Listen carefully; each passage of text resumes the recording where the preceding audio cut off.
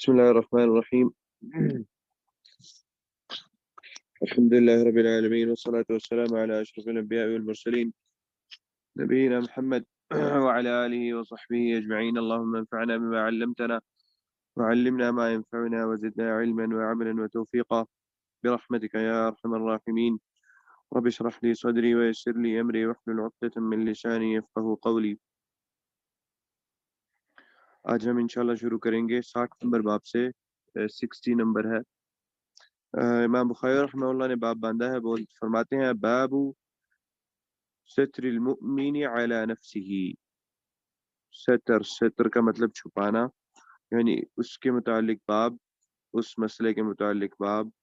کیا مسئلہ ہے؟ ستر چھپانا المؤمن، مومن کا، علی نفسه یعنی اپنے آپ کو، یا جو جو پردہ مومن پر کیا ہے وہ مومن اس پردے کو برقرار رکھے، اس پردے کو قائم رکھے. پیچھے جو ہم نے حدیث پڑھی ہے اس میں گمان کے متعلق ہے کہ کسی شخص کے متعلق گمان کرنا، اور وہی بات ہے، اس چیز کا تعلق ہے کسی بھی بندے سے کوئی عمل صادر ہونا، کوئی بھی ایسی چیز ہونا جس چیز سے اس بندے پر شک آتا ہو، اس میں کیا کرنا ہے. اب یہ باب جو ہے ایک طرح سے یعنی ریلیٹڈ ہی ہے کہ اگر ایسا معاملہ ہو کہ آپ پر اللہ نے اپنا پورا پردہ رکھا ہو، کہ شک کا بھی معاملہ نہ ہویا ہو، کسی شخص نے آپ کو دیکھا بھی نہ ہو، آپ کے بارے میں شک بھی نہ ہو، جس کی وجہ سے کوئی گمان آپ کے متعلق کرے، اب آپ کے اوپر کیا ذمہ داری آتی ہے؟ یہاں پر انسان کے اپنے اوپر ایک ذمہ داری آتی ہے. وہ کیا ہے انشاءاللہ اس کے متعلق اس حدیث میں پڑھیں گے جو امام بخاری نے بیان کی. فرماتے ہیں قال حدثنا عبد العزيز بن عبد الله قال حدثنا ابراہیم بن سعد. ابراہیم بن سعد جو ہے یہ حضرت عبد الرحمن بن عوف رضی اللہ تعالی عنہ کے احفاد میں سے ہے. ان کے خاندان میں ان کے پوتے ہیں، آپ کہہ لیجئے، پر پوتے بلکہ، کیونکہ یہ ابراہیم بن سعد بن ابراہیم بن عبد الرحمن بن عوف القرشی رضی اللہ عنہ، تو یہ پڑپوتے بنتے ہیں حضرت عبد الرحمن بن عوف رضی اللہ تعالی عنہ کے. عن ابن اخی، اپنے بھائی کے بیٹے سے روایت کر رہے ہیں یہ. ابن شہاب، عن ابن شہاب، امام ابن شہاب جو ہے یہ ابن شہاب الزہری رحمہ اللہ، یہ بڑے امام ہیں. عن سالم بن عبداللہ، سالم بن عبداللہ یہ بیٹے ہیں حضرت عبداللہ بن عمر کے، اور فقہاء السبعہ، معروف جو 7 فقہاء ہے ان کے متعلق میں نے آپ سے پہلے بھی ذکر کیا ہے. یہ 7 فقہاء محدثین نے ان کا ذکر کیا ہے، اور عام طور پہ یعنی ان سے جو مسلم امہ یا مسلمانوں کی جو تمام مسلمان تھے، یہ 7 خاص تھے جن سے مسائل پوچھے جاتے، یا ان پر توقف کیا جاتا ہے کہ اچھا جی فلانے نے مسئلہ بیان کر دیا ہے اور وہ فقہاء السبعہ میں سے ہے. تو یہ 7 لوگ ہیں جن میں سے ایک حضرت سالم بن عبداللہ ابن عمر، یہ حضرت عبداللہ بن عمر کے بیٹے ہیں. فرماتے ہیں قال سمعت ابا ہریرہ رضی اللہ عنہ یقول، کہتے ہیں میں نے حضرت ابو ہریرہ رضی اللہ تعالی عنہ سے یہ کہتے ہوئے سنا، سمعت رسول اللہ صلی اللہ علیہ وسلم، کہتے ہیں کہ میں نے رسول اللہ صلی اللہ علیہ وسلم سے یہ سنا، یقول، وہ فرما رہے تھے، کل امتی معافی، کل امتی، ہر فرد یعنی ہر امتی، ہر میرا امتی یعنی ہر فرد میرا اس امت کا، معافی سے مراد یہ ہے کہ اللہ نے معاف کیا یا اللہ کی معافی کا حقدار بنتا ہے، یعنی مستحق ہوتا ہے اللہ تعالیٰ کی معافی کا. وہ الگ بات ہے کہ اللہ تعالیٰ کس کو کتنا معاف کرے. مکمل اللہ تعالیٰ معاف کر دے، مکمل معاف کر دیا تو اللہ تعالیٰ جنت بھیج دیں گے. اگر مکمل اللہ تعالیٰ نے معاف نہیں کیا تو اللہ تعالیٰ جو ہے وہ تھوڑا سا عذاب دیں گے، اس کے بعد یعنی وہ انسان کے اعمال کے متعلق ہے، اللہ تعالیٰ کی مشیت کے اندر وہ چیز ہے۔ اللہ تعالیٰ جو چاہیں گے، اللہ تعالیٰ کی جو مشیت ہوگی اس کے مطابق اللہ تعالیٰ کریں گے۔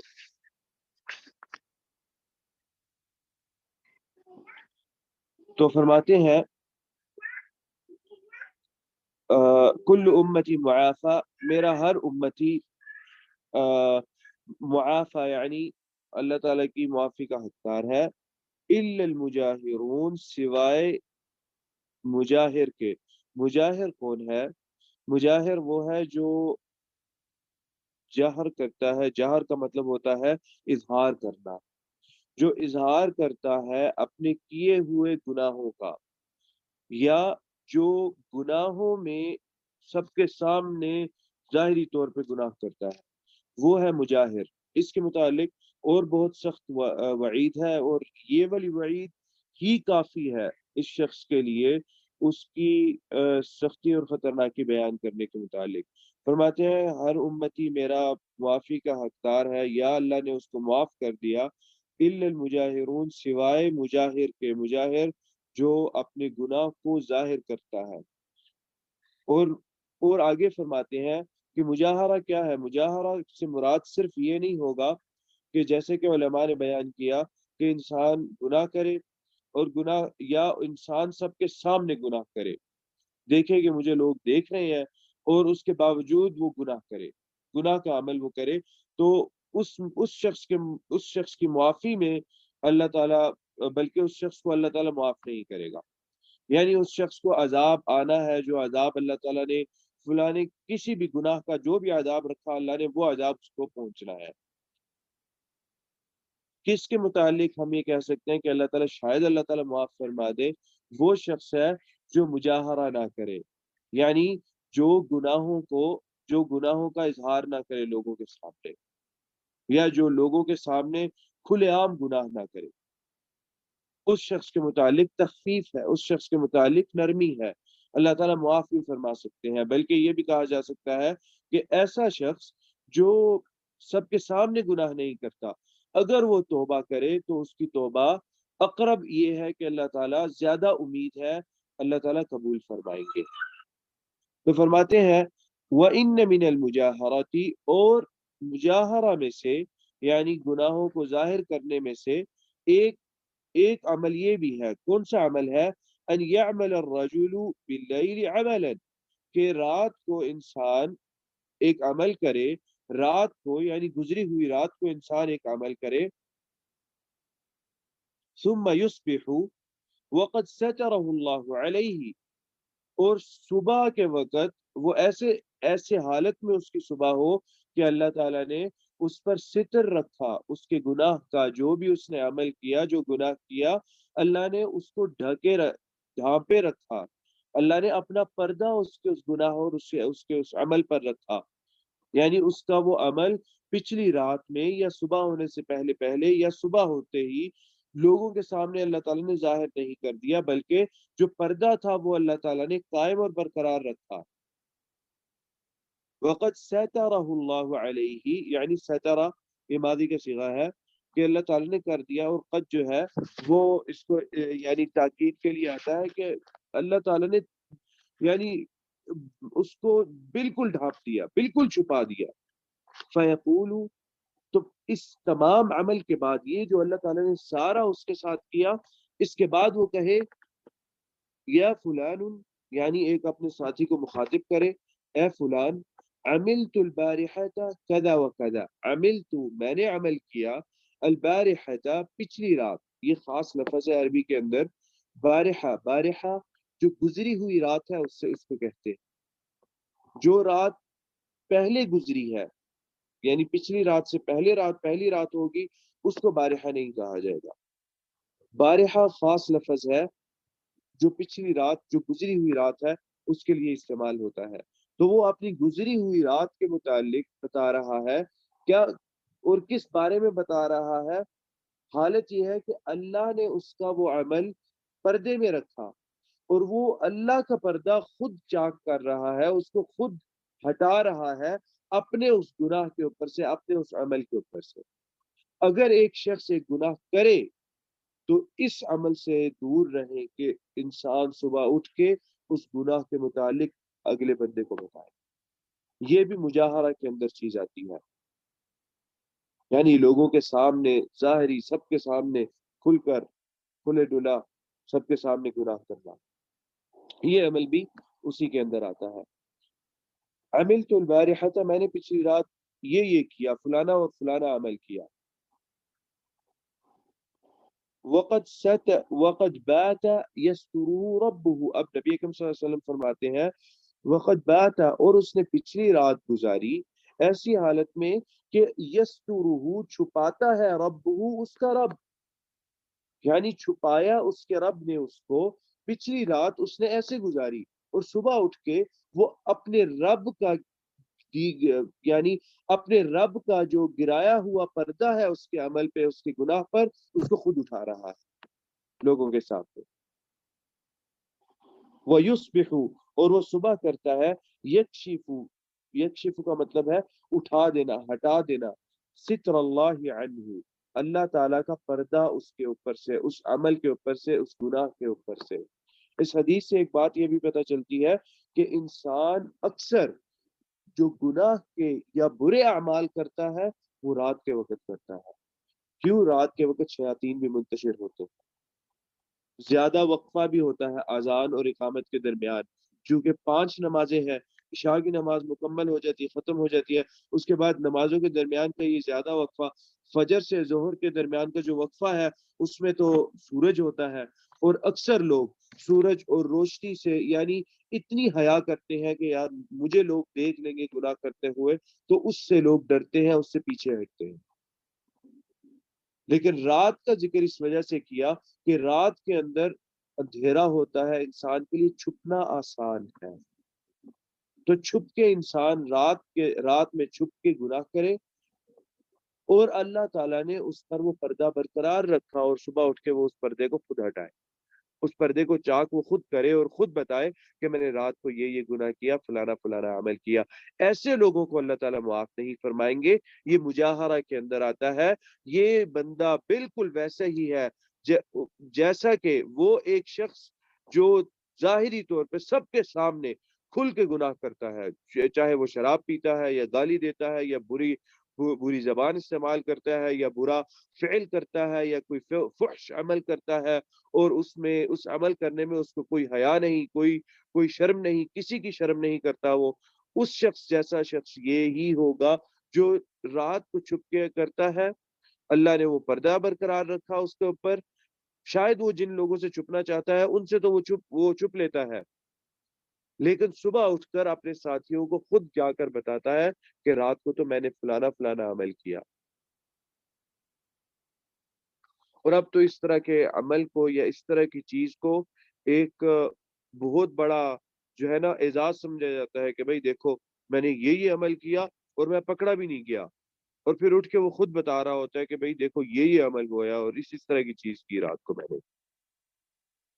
اگر اللہ تعالیٰ کی معصیت انسان اس کے اندر پڑ جائے اور اللہ تعالیٰ کی نافرمانی میں اللہ تعالیٰ کے گناہ سرزد ہو، تو اتنا رحم ضرور اپنے اوپر کریں کہ اس چیز کو چھپائے رکھیں، تاکہ جب مغفرت کی اللہ تعالیٰ توفیق عطا کریں، جب استغفار کی، جب توبہ طلب کرنے کی اللہ تعالیٰ توفیق عطا فرمائے، تو ہمارے لیے ہی وہ مغفرت اللہ تعالیٰ کے حاصل کرنا آسان ہو، وہ مغفرت مشکل نہ ہو جائے. یہ بات نہ ہو کہ معافی کے اندر اب ہم نہیں آتے، اب ہم مجاہرون کے اندر آ جاتے ہیں، یہ بات نہ ہو. اتنا رحم اپنے اوپر ضرور کرے. اور ویسے بھی جو بھی عمل جیسا بھی ہو، جس طرح کا بھی ہو، شریعت کے اندر ویسے بھی ترغیب دلائی گئی ہے کہ انسان جیسا بھی کوئی بھی برائی کرے. ایک حدیث ہے جس کا مفہوم اس طرح کا ہے کہ کوئی بھی گناہ سرزد ہوا تو اس کے بعد کوشش کرے کہ فوراً کوئی نیکی کرے، صدقہ کر دے، کوئی دعا کرے، کوئی کسی کو اچھی بات کہے جس سے اس کے دل کو ٹھنڈک پہنچے، سرور ہو، اس کو خوشی ہو اس چیز سے. وہ آپ کے لیے صدقہ ہوگی وہ چیز. کسی کے کوئی نیک عمل ویسے ہی نیک عمل کر دے، جیسے خلوت کے اندر کوئی گناہ کیا تھا تو خلوت میں ہی اللہ تعالیٰ کی کوئی اطاعت کا، اللہ تعالیٰ کی کوئی نیکی کا اور اللہ تعالیٰ کی فرما برداری کا کوئی عمل کرے، تاکہ کم سے کم اس کے مقابلے میں، اس کے ٹکر میں کوئی آپ کی نیکی تو ہو نا، نیکی موجود ہو جو اس کو ٹکر دیتی ہو۔ کیا پتا اللہ تعالیٰ اس نیکی کی وجہ سے ہی اس گناہ کو معاف فرما دے۔ لیکن یہ مجاہرہ والا عمل، ہم اس کو سمجھیں، سیکھیں اور اس کو بتلائیں کہ یہ کتنا خطرناک عمل ہے۔ آج کے نوجوان نسل کے اندر یہ گناہ بہت زیادہ ہے کہ وہ رات کے وقت سب سے چھپ کے ایک گناہ اور ایک عمل کرتے ہیں، جو بھی وہ گناہ ہے جس طرح کا بھی ہے، اور اس کے بعد صبح اٹھ کر اپنے دوستوں کے سامنے وہ فخر سے یہ چیز بتاتے ہیں، کبھی دیکھو میں نے تو یہ کیا تھا۔ چوری ہے، چاہے جس طرح کا بھی وہ گناہ ہے، جیسی بھی وہ چیز ہے، اس کو پھر صبح اٹھ کے سب کے سامنے وہ ظاہر کرتا ہے خود یہاں۔ اور دیکھیں یہاں پر خطرناک چیز یہ ہے کہ جو حدیث کے اندر جیسے آ رہا ہے کہ اللہ نے اس کو ڈھانپا، اللہ نے پردہ رکھا، وہ اللہ کے پردے کو، یعنی اللہ کی جو اللہ کی جو حمایت ہے اس کو دھتکار رہا ہے، اس کو ٹکرا رہا ہے، اس کو دور پھینک رہا ہے کہ نہیں مجھے یہ نہیں چاہیے۔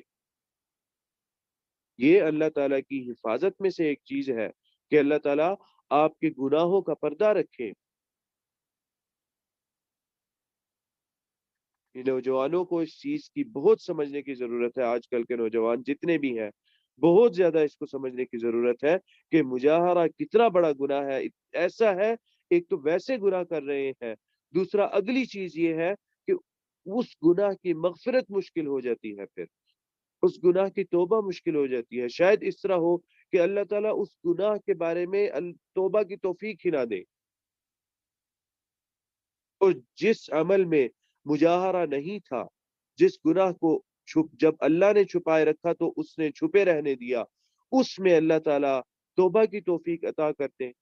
شاید یہ بھی ایک سبب بنتا ہے، یا یہ بھی ایک وجہ بنتی ہے کہ وہ معافی کے اندر کیوں لوگ آتے ہیں، کیونکہ اس سے جو گناہ سرزد ہوا اس پر اس نے اللہ تعالیٰ سے مغفرت طلب کی، رجوع کیا اللہ تعالیٰ کی طرف۔ اور توبہ کے متعلق تو بہت ساری احادیث موجود ہے، جس طرح کے جو حدیث آتی ہے جس میں نبی اکرم صلی اللہ علیہ وسلم نے فرمایا کہ اللہ تعالیٰ کہتے ہیں کہ اگر تم لوگ گناہ نہ کرو تو اللہ تعالیٰ ایسے لوگوں کو لے کر آئیں گے، اللہ تعالیٰ اس قوم کو ختم کر دیں گے، پھر ایسے لوگوں کو لے کر آئیں گے جو یذنبون فیستغفرون فیغفر اللہ لہم، جو گناہ کریں گے اور اس کے بعد مغفرت طلب کریں گے، اور اللہ تعالیٰ ہمارے گناہوں کو معاف فرمائیں گے۔ انسان کے نفس کو اللہ تعالیٰ نے ضعیف بنایا ہے۔ اصل چیز یہ نہیں ہے کہ انسان گناہوں سے کتنا دور رہتا ہے، مطلوب یا جس چیز کو اللہ تعالیٰ دیکھتے ہیں نا، وہ یہ دیکھتے ہیں انسان توبہ کتنی کرتا ہے، انسان رجوع کتنا کرتا ہے۔ اللہ تعالیٰ نے تو نفس کو انسان کے ویسے ہی ضعیف بنا دیا۔ اللہ تعالیٰ نے فرما دیا سورۃ النساء کے اندر، فرماتے ہیں اللہ تعالیٰ وَخُلِقَ الْإِنسَانُ ضَعِيفًا، اللہ تعالیٰ نے انسان کو کمزور بنایا۔ دوسرے مرحلے پر اللہ تعالیٰ نے کیا چیز انسان کے اندر رکھ دی؟ نفس رکھ دیا۔ اور نفس کی صفات میں اللہ تعالیٰ نے اس کی صفات بیان کرتے ہوئے فرمایا ان النفس لأمارة بالسوء، تمہارا نفس جو ہے وہ ہمیشہ برائی کی طرف جھکا رہتا ہے، برائی کی طرف اس کو بہت چاہت ہوتی ہے، اٹریکشن اس کی بہت زیادہ ہے برائی کی طرف۔ یہ جب تمام چیزیں رکھی تو انسان سے گناہ سرزد ہونا، انسان سے نافرمانی کا ہو جانا اللہ تعالیٰ کی، وہ کوئی بڑی بات نہیں ہے۔ اصل چیز جس چیز کو اللہ تعالیٰ دیکھتے ہیں وہ یہ دیکھتے ہیں کہ کیا میرا بندہ مغفرت طلب کرتا ہے، کیا میرا بندہ توبہ اور استغفار کرتا ہے۔ اور توبہ اور استغفار کو کبھی بھی بہت بڑا نہ بنایا جائے۔ توبہ استغفار کبھی بھی کسی بھی حالت میں کسی بھی وقت کسی بھی انداز سے کیا جا سکتا ہے۔ اس کے لیے نیت یہ ہونی چاہیے کہ انسان اللہ تعالیٰ سے یہ نیت رکھے کہ اللہ تعالیٰ میں ہمیشہ میں کوشش کرتا ہوں ہمیشہ کہ اللہ تعالیٰ میں اس گناہ سے دور رہوں گا۔ توبہ استغفار کریں، وہ گناہ اگلے دن بھی سرزد ہو جائے پھر توبہ استغفار کرے۔ اللہ تعالیٰ سے شرمانے کی کیا ضرورت؟ نبی اکرم صلی اللہ علیہ وسلم نے تو، وہ صحابی آئی انہوں نے فرمایا یا رسول اللہ ان اللہ لا یستحی من الحق، اللہ تعالیٰ کو حق کے معاملے میں شرم نہیں ہے، تو یہ حق ہے، گناہ ہو گیا، سرزد ہو گیا، اب توبہ کریں واپس اللہ تعالیٰ سے۔ یہ استہزاء کے اندر نہیں آئے گی چیز. استہزاء وہ ہوگا کہ انسان نیت ہی نہ رکھے کہ میں چھوڑوں گا، بس انسان یہ کہے کہ اچھا فارمیلٹی پورا توبہ کر لیتے ہیں، فارمیلٹی پورا ہو جائے گی، کل پھر گناہ کروں گا اور کل پھر توبہ کر لوں گا اصل میں یہ چیز ہے جس کی توبہ نہیں جس کی توبہ قبول نہیں. لیکن اگر انسان پختہ نیت رکھے کہ میں توبہ کروں گا اور اللہ تعالیٰ میں گناہ سے دور رہنے کی یہ ارادہ کرتا ہوں، قصد اپنا یہ رکھتا ہوں، اور اگلے دن وہ گناہ اس سے پھر سرزد ہو جائے، پھر وہ توبہ کرے، اس میں کوئی حرج نہیں ہے. یہ بات سمجھانے کی ضرورت ہے، خاص طور پہ آج کل کے جو لوگ ہیں اور نوجوان لوگ ہیں، ان کو یہ بات سمجھانے کی ضرورت ہے. بہت بڑی غلط فہمی ہے، وہ یہ سمجھتے ہیں کہ جب ہم بڑے ہو جائیں گے، جب مکمل طور پہ چھوڑ دیں گے تو تب ہم توبہ اور استغفار کریں گے. یہ شیطان کا ایک بہت بڑا دھوکہ ہے. آپ کیسے پتا ہے کہ آپ کل زندہ رہ سکتے ہیں؟ جو آج گناہ ہوا اس کی توبہ استغفار آج کریں، حساب بے باک کریں، کوشش کریں اپنی طرف سے مکمل کرنے کی، تاکہ اللہ تعالیٰ کے سامنے یہ بات تو کہنے کو ہو کہ اللہ تعالیٰ، وہ 2 رکعتیں اللہ تعالیٰ پڑھی تھی، اس کے بعد توبہ استغفار کی تھی، نیت بھی اللہ تعالیٰ یہی تھی کہ اللہ تعالیٰ چھوڑ دوں گا وہ گناہ. اور کیا پتا ان 2 رکعتوں کے بعد اور استغفار کے بعد، دعا کرنے کے بعد، اللہ تعالیٰ ویسے ہی جو ہے وہ روح قبض کر لے اس انسان کی، اگلی صبح وہ دیکھ ہی نہ سکے. یہ بہت بڑا دھوکہ ہے شیطان کا. شیطان چاہتا ہے کہ ہم لوگ اسی دھوکے میں رہیں یہاں تک کہ ہم مر جائیں. گناہ کا اگر اس طرح کا رہے تو نفس تو انسان کے اندر بڑھاپے تک رہتا ہے، وہ تو ہمیشہ سوء اور برائی کی طرف جھکا رہے گا. جب تک اس کو توبہ سے اس کی ڈانٹ ڈپٹ توبہ سے نہیں کریں گے، یا اس کو پیچھے کھینچ کر توبہ سے نہیں لائیں گے، وہ تو آگے بڑھتا جائے گا گناہ میں. اگلی حدیث ہے، امام بخاری رحمہ اللہ فرماتے ہیں قال حدثنا مسدد، امام بخاری کے استاد ہیں. ان کا نام بڑا عجیب و غریب قسم کا نام آتا ہے، جو علماء نے بیان کیا، مورخین نے، اور علماء جرح تعدیل جو ہے، اور اسماء و رجال کے جو علماء ہیں، انہوں نے ان کا نام بیان کیا. ان کا نام بڑا عجیب سا ہے، اور کچھ علماء نے یہ بھی کہا کہ ان کا نام ایسا لگتا ہے جیسا کہ کوئی جادوئی منتر ہو.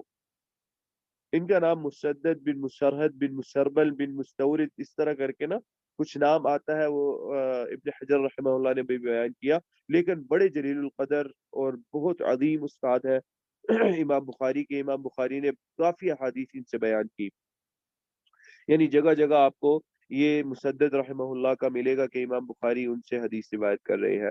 قال حدثنا ابو عوانہ، ان کا نام عبداللہ ابن دستوائی ہے. فرماتے ہیں عن قتادہ، یہ اپنے استاد قتادہ ابن دعامہ. قتادہ ابن دعامہ یہ بھی بہت بڑے امام ہیں، بہت بڑے محدث ہیں، ان سے روایت کرتے ہیں. عن صفوان ابن محرز، یہ بھی محدث ہے. ان رجلا سأل ابن عمر، کہ ایک شخص تھا، اس نے ابن عمر رضی اللہ تعالی عنہ سے روایت فرمائی. حضرت عبداللہ بن عمر، یہ ابن عمر جو ہے عبداللہ بن عمر ہے. حضرت عمر رضی اللہ تعالیٰ عنہ کے بہت سارے بیٹے تھے ان کے علاوہ بھی، لیکن حضرت ابن عمر جب بھی اس کا اطلاق ہو، جب بھی ابن عمر آئے، تو اس سے معروف چیز یہ ہو چکی ہے کہ اس سے مراد عبداللہ بن عمر ہوتے ہیں، کیونکہ وہی اس لقب سے آپ کہہ لیجیے معروف ہوئے. اس چیز سے معروف احادیث میں، فقہ کے علم کے اندر، اور باقی جو علم ہے ان میں ابن عمر سے معروف حضرت عبداللہ بن عمر ہی ہو. اور یہ بہت بڑا اعزاز ہے کہ ابن عمر یعنی اور وہ جڑ گئے احادیث کے ساتھ کہ ابن عمر کا تذکرہ آ رہا ہے تو یہاں پر کوئی نہ کوئی حدیث ہوگی. اور ابن عمر رضی اللہ تعالی عنہ مکثرین من روایات میں سے ہیں، ان میں سے ہیں جنہوں نے مکثرین من الحدیث، یعنی جنہوں نے بہت زیادہ حدیث کی روایت فرمائی، ان میں سے ہے حضرت عبداللہ بن عمر. ان کی کنیت حضرت عبداللہ بن عمر کی ابو عبد الرحمن ہے. یہ فرماتے ہیں کہ ایک شخص نے، صفوان بن محرز جو ہے یہ فرما رہے ہیں کہ ایک شخص نے ابن عمر سے بات کی. ان شخص کے متعلق آتا ہے کہ یہ سعید بن جبیر رحمہ اللہ ہے، جو کہ بڑے معروف اور مشہور تابعی ہیں، مکہ کے رہنے والے تھے. سعید بن جبیر بہت معروف تابعی ہیں. کہتے ہیں کہ کیف سمعت رسول اللہ صلی اللہ علیہ وسلم یقول فی النجوى، کہتے ہیں کہ اے ابن عمر، آپ نے رسول اللہ صلی اللہ علیہ وسلم سے کیا سنا اور کیسے سنا نجوا کے متعلق؟ نجوا کیا ہے؟ نجوا سرگوشی کو کہتے ہیں، یا نجوا کی تعریف کچھ علماء نے ایسے بھی کی کہ نجوا وہ بات ہے جو انسان اپنے دل میں کرے، جس کو وہ خود ہی سن سکے، بس جس بات کو اس کا نفس ہی سن سکے۔ اس سے مراد کیا ہوا کہ اگر اس کا نفس صرف سن سکتا ہے تو دوسرا اللہ تعالیٰ ہے جو سن رہا ہے، بس اس کے علاوہ اور کوئی بھی نہیں ہے جو اس بات کو وہ سن سکے۔ تو اور نجوا کا معنی سرگوشی بھی ہے، جیسا کہ آیا سورۃ انما النجوى من الشیطان لیحزن الذین آمنوا۔ نجوا جو ہے سرگوشی کرنا شیطان کی طرف سے ہے، لیحزن الذین آمنوا، تاکہ جو ایمان والے ہیں ان کے دلوں کو غمگین کیا جائے۔ یہ سورۃ المجادلہ کی آیات ہیں، اور اس کا ایک موضوع تھا جس کے متعلق یہ آیات ہے، اور وہ غمگین ہونا بھی یہ اسی موضوع کے متعلق بات ہے کہ کیوں غمگین ہونا، کس لیے، اور وہ سبب نزول کے ساتھ تعلق ہے اس غمگین ہونے کا، کہ مشرکین یا جو کفار تھے وہ کیا کیا کرتے تھے مسلمانوں کے سامنے، وہ ایک الگ ٹاپک ہے۔ لیکن نجوا، وہاں پر نجوا استعمال ہوا دو لوگوں کا سرگوشی کرنا، آہستہ سے آپس میں بات کرنا۔ اور نجوا کیا ہے؟ نجوا اپنے نفس کے اندر، اپنے دل میں بات کرنا، جس کو سننے والا انسان کا اپنا نفس ہو، اور ویسے اللہ تعالیٰ ویسے ہی ہو جائیں گے۔ تو وہ کہتے ہیں کہ آپ نے نجوا کے متعلق، یہاں سے مراد ابن حجر رحمہ اللہ نے لیا کہ سعید بن جبیر، حضرت عبداللہ بن عمر سے اللہ تعالیٰ سے جو انسان بات کرتا ہے اس کے متعلق پوچھ رہے تھے۔ اللہ تعالیٰ سے انسان جو کیا نام ہے، چھپ کر اور خاموشی میں اور علیحدگی میں انسان اللہ تعالیٰ سے جو بات کرتا ہے اس کے متعلق پوچھے تھے کہ کیا سنا آپ نے رسول اللہ صلی اللہ علیہ وسلم سے اس چیز کے بارے میں؟ فرماتے ہیں قال یدنو احدکم من ربہ۔ یدنو، دنا یدنو، یدنو کا مطلب ہے قریب ہونا، مضارع کا صیغہ ہے۔ یدنو قریب ہوتا ہے، احدکم تم میں سے ایک، من ربہ اپنے رب کے۔ اس سے مطلب یہ ہے کہ جب بھی انسان علیحدہ ہوتا ہے، اکیلا اپنے آپ کو کرتا ہے اور اللہ تعالیٰ سے التجا کرتا ہے، تو انسان اللہ تعالیٰ کے بہت قریب ہو جاتا ہے اس حالت میں۔ اس چیز کا کیسے پتہ چلتا ہے؟ وہی بات ہے کہ جب انسان اپنے دل میں اللہ کو یاد کرتا ہے تو وہ تب ہی اس طرح، اس انداز سے اللہ کو یاد کرے گا جب وہ اپنے آپ کو تمام لوگوں سے ہٹا کر اکیلا کہیں الگ علیحدہ ہو جائے گا۔ جب یہ کیفیت ہوگی تو انسان کے قریب اللہ تعالیٰ بہت ہو جاتے ہیں۔ کیسے پتہ چلا؟ ان الفاظ سے، یدنو احدکم کے قریب کرتا ہے تم میں سے ایک بندہ اپنے آپ کو، من ربہ اپنے رب سے۔ جب وہ بندہ اللہ کو اپنے سے قریب کرتا ہے، اللہ تعالیٰ کیا کرتے ہیں؟ حتی یضع کنفہ علیہ، یہاں تک کہ اللہ تعالیٰ اپنا پردہ اس پر ڈال دیتے ہیں۔ اللہ تعالیٰ پردہ ڈالتے ہیں، فیقول، تو اللہ تعالیٰ کہتے ہیں عملت کذا و کذا، تو نے یہ کیا اور یہ کیا۔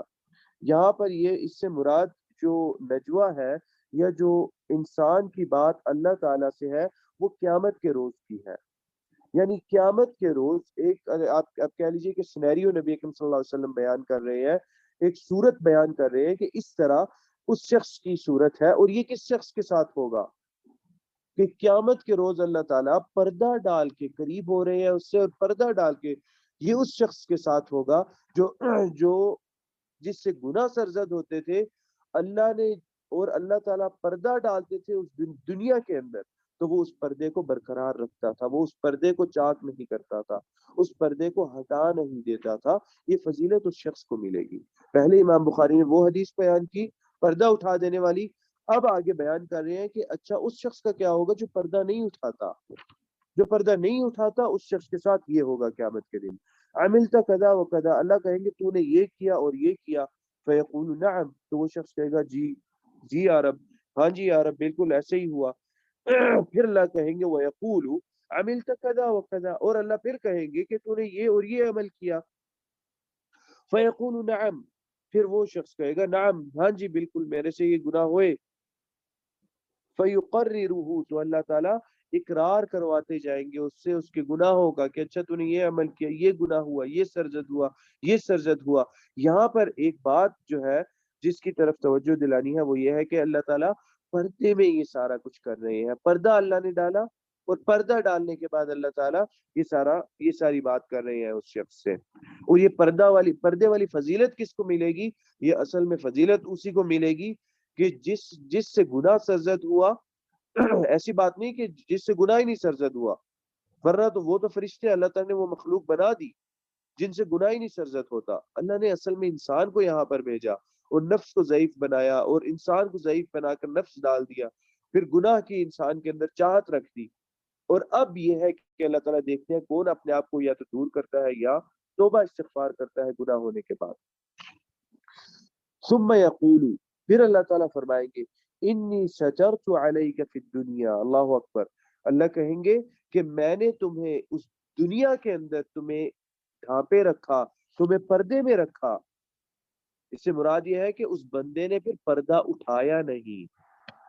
میں نے تمہیں پردے میں رکھا اور تو نے میرا پردہ چاک نہیں کیا، تو نے میرا پردہ اٹھایا نہیں. فَأَنَا أَغْفِرُهَا لَكَ الْيَوْمَ، تو اس کا اللہ تعالیٰ اجر کیا دیں گے؟ اللہ تعالیٰ فرما رہے ہیں کہ آج کے روز میں تجھے معاف کرتا ہوں. یہ اس طرح کے گناہ ہے کہ جو انسان سے سرزد ہو اور انسان کو ان پہ ندامت بھی ہو، انسان نادم بھی ہو اور انسان اللہ کا ڈالا ہوا پردہ نہ اٹھائے اپنے اوپر سے. اس طرح کے گناہوں کے بارے کے اندر اللہ تعالیٰ سے یہ بہت امید ہے اللہ تعالیٰ سے کہ اللہ تعالیٰ معاف فرمائیں گے اور بے حساب کتاب سب کا ہوگا. لیکن اس شخص کا حساب جس نے اپنے اوپر سے پردہ نہیں اٹھایا اپنے گناہوں سے، اس کا حساب بھی اللہ تعالیٰ پردے میں ہی لیں گے. پردے میں حساب لے کر اللہ تعالیٰ فرمائیں گے کہ تو نے پردہ نہیں اٹھایا تھا، میں نے دنیا کے اندر تجھے پردے میں رکھا، آج کے روز بھی میں تجھے پردے میں رکھتا ہوں. یہ بہت بڑی فضیلت ہے اور بہت بڑا عمل ہے. اسی طرح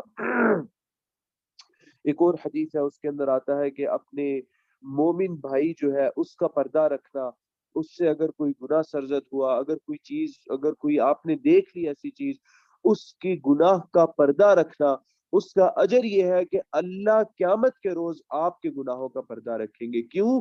کیونکہ تم نے اپنے ایک مومن بھائی کے گناہوں کا پردہ رکھا تھا. یہ پردہ رکھنا بہت بڑی چیز ہے، بہت بڑی. اور یہیں سے اگر پردہ رکھا جائے گا تو گمان اور یہ ساری چیزیں، چغلی، غیبت، یہ سارے گناہ کسی ویسے ہی پردہ رکھ دیا. اگر پردہ کسی نے پردہ رکھنا کیا ہے؟ پردہ رکھنا یہی ہے نا کہ میں نے کسی کو کوئی گناہ کرتے ہوئے دیکھا اور اب اس گناہ کو میں نے ڈسکس نہیں کرنا. جیسے ہی میں ڈسکس کروں گا تو غیبت اور نمیمہ کے اندر چیز آئے گی. اور جب میں لوگوں کے سامنے اس کو ڈسکس کروں گا تو لوگوں کے دلوں کے اندر کیا پیدا ہوگا؟ گمان پیدا ہوگا کہ اچھا یہ تو پتہ نہیں کیسا شخص ہے یہ. حالانکہ اس بندے سے اگر وہ گناہ ہوا، اس گناہ پہ وہ شخص شدید نادم ہے، آج بھی شدید نادم ہے. جب یہ شخص جس نے دیکھا وہ ایک اور مجلس میں اس کا پردہ اٹھا رہا ہے، اس کا پردہ چاک کر رہا ہے، جو اللہ نے پردہ رکھا اس شخص کے اوپر. کسی کو گناہ کرتے ہوئے دیکھے تو یا تو اتنی ہمت ہو کہ جا کر اس کو روکیں خود، یا اس کو خود نصیحت کر دیں. اور اگر نصیحت نہیں کر سکتے تو اتنا اپنے اوپر ہی یہ رحم کرے کہ خاموشی اختیار کریں. اگر میں نے نصیحت نہیں کی تو میں خاموشی اختیار کروں، خاص طور پہ اگر وہ ایسا فساد نہ ہو جس کا تعلق معاشرے سے نہیں ہے، ایسا گناہ نہ ہو جس کا تعلق معاشرے سے نہیں ہے. اگر ایسا گناہ ہے جس کا تعلق پورے معاشرے کے ساتھ ہے تو اس چیز کو بتلایا جائے. لیکن بتانا کن کو ہے؟ بتانا ذمہ دار لوگوں کو ہے جو حقیقتاً ذمہ دار ہے. اس شخص کو روک سکتے ہیں، اس شخص کو پکڑیں گے. ایسے گناہ کا کسی کا بیان کرنا وہ پردے کو چاک کرنے والی بات نہیں ہوگی. کیوں؟ کیونکہ اس کا گناہ کا تعلق ہی پورے مجتمع کے ساتھ ہے، پوری سوسائٹی کے ساتھ ہے. لیکن اگر وہ گناہ کا تعلق اس بندے کے نفس کے ساتھ ہے، اپنے نفس کے ساتھ ہے، تو اس کا پردہ رکھا جائے. نصیحت کر دے، نصیحت نہیں کر سکتے تو پردہ رکھے اس شخص کا. یہی سوچ کر کے اللہ تعالیٰ میرا انشاءاللہ قیامت کے روز پردہ رکھیں گے. کوئی شخص معصوم نہیں ہے، کوئی بھی شخص گناہوں سے پاک نہیں ہے. تو اس لیے ہمیں اس پردے کی بہت زیادہ ضرورت ہے، اس طرح کے عمل کی، اس طرح کے حساب کتاب کی بہت زیادہ ضرورت ہے کہ اللہ تعالیٰ قریب کریں اپنے بندے کو. اور کس کو قریب کریں گے؟ جو دنیا میں اللہ کو قریب کر کے توبہ اور استغفار کرے گا اللہ تعالیٰ سے، اسی کو اللہ تعالیٰ قریب کریں گے. پھر اسی پہ پردہ ڈالیں گے جس نے اپنے گناہوں سے پردہ نہیں اٹھایا، نہ ہی دوسروں کے گناہوں سے پردہ اٹھایا۔ یہاں پر ویسے ہی غیبت اور نمیمہ اور ظن گمان اس کی ساری کی نفی ہو گئی، ختم ہو گیا۔ تو ایک ترتیب سے سبحان اللہ امام بخاری رحمہ اللہ چل رہے ہیں سکھاتے ہوئے کہ یہ کریں گے تو یہ ختم ہو جائے گا، یہ کریں گے تو یہ ختم ہو جائے گا، اگلا عمل ہے تو اس سے پچھلا عمل ختم ہو جائے گا۔ تو اللہ تعالیٰ کی کیا چیز اللہ تعالیٰ نے عطا کی؟ اللہ تعالیٰ نے اپنی مغفرت عطا کر دی۔ اللہ تعالیٰ فرماتے ہیں فَأَنَا أَغْفِرُهَا لَكَ الْيَوْمَ، نبی اکرم صلی اللہ علیہ وسلم نے کہا کہ اللہ تعالیٰ کہیں گے بس میں نے تجھے معاف کیا آج کے روز، یا جو بھی گناہ تھے میں نے معاف کیا ان گناہوں کو۔ اللہ تعالیٰ سے دعا ہے کہ جو کہا اور جو سنا اللہ تعالیٰ ہمیں اس پر عمل کرنے کی توفیق عطا فرمائے، اپنے گناہوں پر اور لوگوں کے گناہوں پر ہمیں اللہ تعالیٰ پردہ رکھنے کی توفیق عطا فرمائے، اللہ تعالیٰ ہمیں اصلاح کرنے کی توفیق عطا فرمائے، مصلح بنائے اللہ تعالیٰ ہمیں، اور اللہ تعالیٰ ہم سے کوئی اس دین کے لیے کام لے لے۔ فقلت ما قلت ان صوابا فمن اللہ وإن خطأ فمني والشيطان وأستغفر الله إنه كان غفارا، والسلام عليكم ورحمة الله وبركاته۔